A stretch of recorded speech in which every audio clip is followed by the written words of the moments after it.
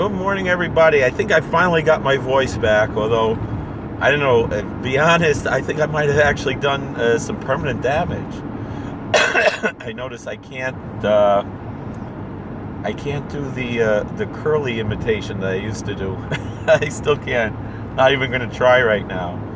So anyway, this week we read Parshas Shlach, and I'm sorry I haven't made a lot of Torah videos in a while. Been a lot of politics. I didn't even watch the Democrat debate last night. Instead, I just watched like documentaries about UFOs and stuff. But anyway, Parshas Shlach, I have a Dvar Torah that I've been telling for years, and I'm looking at myself and saying, I have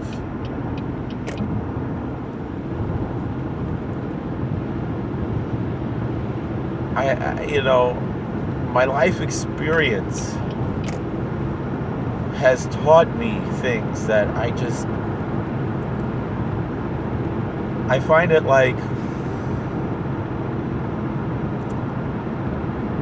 the way I looked at this 15 years ago and the way I look at it now and how I've changed and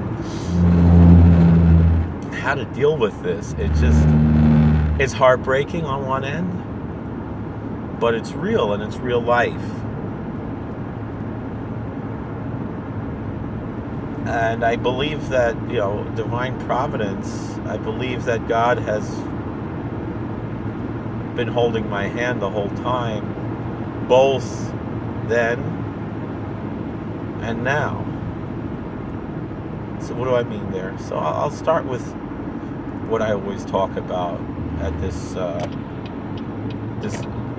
Parshas Shlach, the Dvar Torah, that I always say it, and how it's changed, the meaning of it has changed for me in my life. So I want to link the beginning of the Parsha to the end of the Parsha. For those who don't know what the Parsha is, it's in the Jewish liturgy, we read liturgically from the first 5 books of the Bible. The Torah are the first 5 books of what Christians would call the Old Testament, our Hebrew Bible. The Torah is really the center of the Hebrew Bible. It's the beginning of it, and really everything else is ancillary to those 5 books. That's the way the Jewish tradition sees it. And to be honest, if you study the Christian scripture, there's a similar idea there and a similar ideology there. I mean, I know a lot of Christians will see things differently. And it's not really time to discuss that. Maybe we can make another video discussing that. And it really doesn't matter because I'm not a Christian. For me, I'm saying it doesn't matter for me personally. Although I have respect for Christianity. Living in a country that I love because the ideology of the country, and a country that was founded by Christians. And in a certain sense founded on Christianity, but I believe that the foundations of this country that were founded on Christianity are the Jewish foundations. The Torah, I don't even want to use the word Jewish here, but the Torah foundations of Christianity. I don't mean it in a parochial Jewish sense, but in the universal Torah sense. I'm getting off this subject. In a quarter mile, here. turn left onto Pennsylvania 54 East. So, but I do want to get back to what I really want to talk about today. And so this week we read from the book of Numbers. It's called Parshas Shlach. The names of the Torah readings, for those who don't know, are generally from one of the first words that appears in that Torah reading. And in the current Jewish tradition, these things are valued very much. Turn left onto Pennsylvania 54 East. quite often a large amount Continue on Pennsylvania 54 East for 1.5 miles. of comments on the names of the Parsha and things like that. These are things that people are interested in, and they'll make sermons about these, the names of the Parsha and things like that. So, Parshas Shlach is mostly talking about a story that is considered to be one of the major sins that took place in the time of the Torah. But I think we have to understand what that's about too. The idea of sin and the idea of providence and how far divine providence goes, and the devastating qualities of sin, but also the godliness that's hidden within that, which I think a lot of people will hear that and they'll get very confused, these are things that we generally have to be very careful about how we talk about. This is getting into the theology of the Ishbitz Hasidic community. I'm not an Ishbitzer Chassid, but this theology, it's something that's very easily misunderstood, and it predates Ishbitz, it predates Hasidism. Quite often it's something that people will use to attack Hasidism, Hasidus, or Kabbalah in general, because the misunderstanding of this concept. But and I want to be careful with that and not take it in the wrong way. I want to make it very clear that I think the way that we see that clarity is look at how strictly Orthodox the Ishbitzer Hasidim, the Radziner Hasidim. They're a small group. They're not, in the old days they were a much bigger group. Today it's a very small group. But still, in a 1/4 mile, turn left onto Browse Road. The influence there of Ishbitz still is very much something that you really only see. Take the next left onto Browse Road. In the Orthodox circles, it's not something you see really in the non-Orthodox circles. I'm particularly talking about Ishbitz. Continue on Browse Road for 1.5 miles. But with that being said, there were cults that developed with this type of ideology in the wrong way. And their influence is actually much bigger than people realize. We're talking about stories from 400 years ago that the effects of it are being felt very strongly to this day in a myriad of ways. Again, now is not the time to talk about that. What I really want to talk about is a story that I personally find meaningful, and how that meaning has changed over the years to me, and how the same story with its meaningfulness still remains. Where did that soda go? Alright, whatever. We'll figure it out. So anyway, Parshas Shlach begins. Now I touched my shoes. I gotta wash my hands. I didn't even realize those shoes were there. You see, I'm still gonna be very strictly Orthodox. Wash both hands, even though this hand did not. I'm not gonna say Torah without clean hands.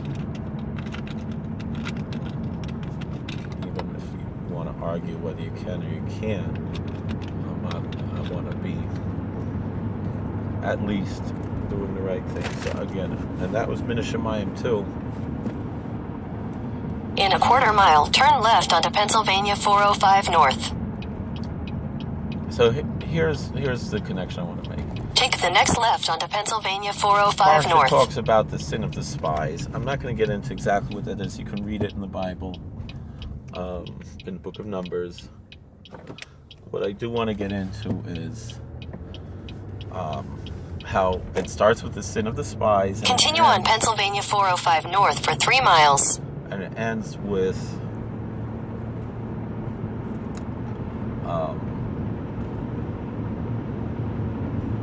the laws of tzitzis,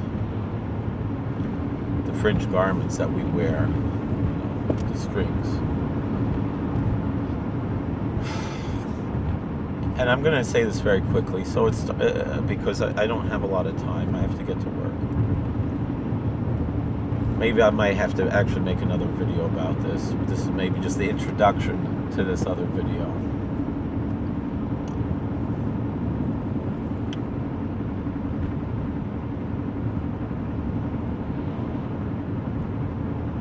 But the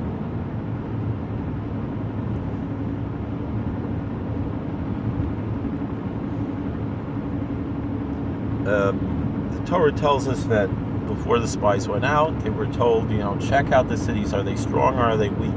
Are they fortified or are they open? Right? And you would think, which ones are strong and which ones are weak?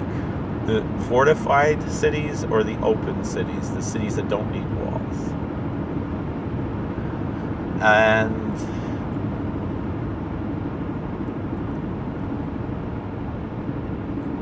so then that's the question.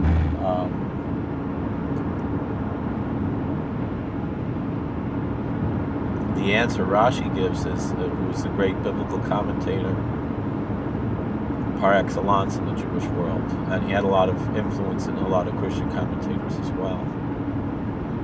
Rashi says that the cities with walls around them are inherently weaker than the cities that don't need walls.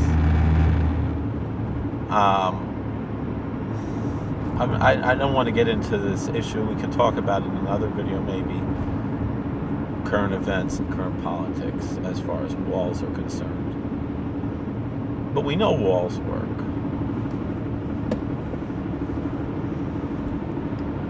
In half a mile, turn left. So then, I relate this to the issue of tzitzis, and it says, Urisem Oso, you should see them. And I'll get into a little bit of different customs that exist in the Jewish world. Some Turn people left. wear the fringed garment, the talis cotton, on top of their shirt. I often do that, especially on Shabbos. I don't always, even though I do believe I should. In a quarter mile, turn right. I don't always do that. And it might just be like this past Shabbos, I was wearing a tie, and I wanted people to see the tie I was wearing. And we could talk about that. I think that's really, which I usually don't wear a tie on Shabbos. And I had reasons for that. Take the next right, then you'll arrive at your destination. So then the other possibilities we have here are, do you, now it's interesting, that's one of the places where the Hasidic community follows the Shulchan Aruch, and the Sephardic community does not follow the opinion of the Shulchan Aruch. They follow instead the opinion of the Ariyah Kodesh. The Arizal holds that the talis katan, the tzitzis, should be hidden. And so anyway, I had a friend of mine who was Sephardic. He's Persian. He's actually a very distinguished rabbi right now. Big Talmud Chacham, Torah scholar. We were chavrusas, and in yeshiva in Yerushalayim in Or Sameach. And this rabbi said he briefly went to college, to a secular college. For about a week, he realized it wasn't for him. His parents pushed him, and he realized it's not for him. And he said someone approached him. He said, "Oh, I see you have a seat." And I asked him, I was like, I'm not going to say his name because I don't want to embarrass him, but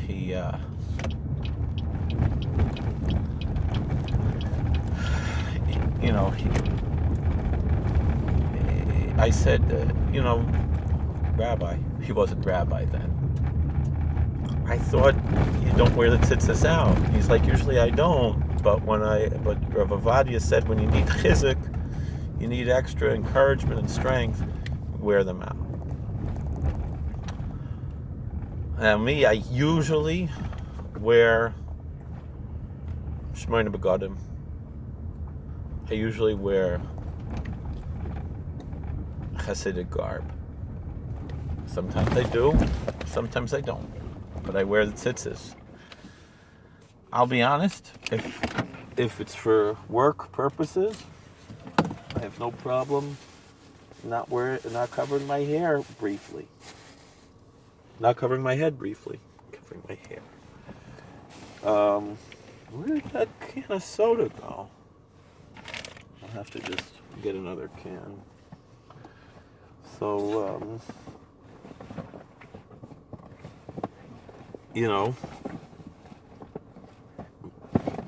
like if I'm officiating at a wedding and it's not a Jewish wedding, and it's not appropriate for me to wear a hat, particularly if I'm wearing like a robe, which I often wear. If I'm wearing a suit, I have a top hat that kind of looks good.